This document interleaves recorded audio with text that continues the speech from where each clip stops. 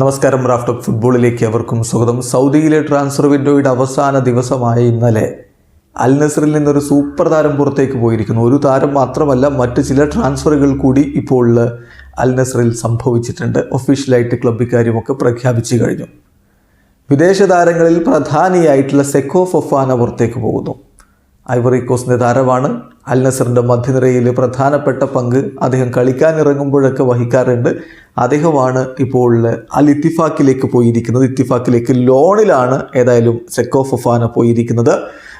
Buying option ഇല്ല എന്നാണ് അദ്ദേഹത്തിൻ്റെ ഏജൻറ്റ് ക്ലാരിഫൈ ചെയ്തത്. ചുരുക്കത്തിൽ അടുത്ത സീസൺ തുടങ്ങുന്നതുവരെ, ഈ സീസൺ അവസാനിക്കുന്നത് വരെ അദ്ദേഹം ദമാമിലെ ക്ലബായ അൽ ഇത്തിഫാക്കിൽ കളിക്കും. അതേതോടൊപ്പം തന്നെ അബ്ദുള്ള മദുവും ഇപ്പോൾ അൽ ഇത്തിഫാക്കിലേക്ക് പോയിരിക്കുകയാണ്.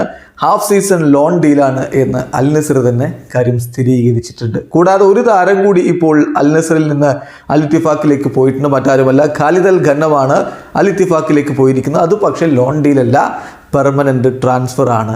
ഏതായാലും ഇതുമായി ബന്ധപ്പെട്ടുകൊണ്ട് അൽ നസറിൻ്റെ ആരാധകർക്കിടയിൽ ചില ആശങ്കകളുണ്ട്. കാരണം സെക്കോ ഫൊഫാന പോകുമ്പോൾ അവരുടെ മധ്യനിരയിൽ നിലവിലുള്ള താരങ്ങളിൽ ഒരാൾക്ക് പരിക്ക് പറ്റിയാൽ ആരുണ്ട് എന്നൊരു ചോദ്യമുണ്ട്.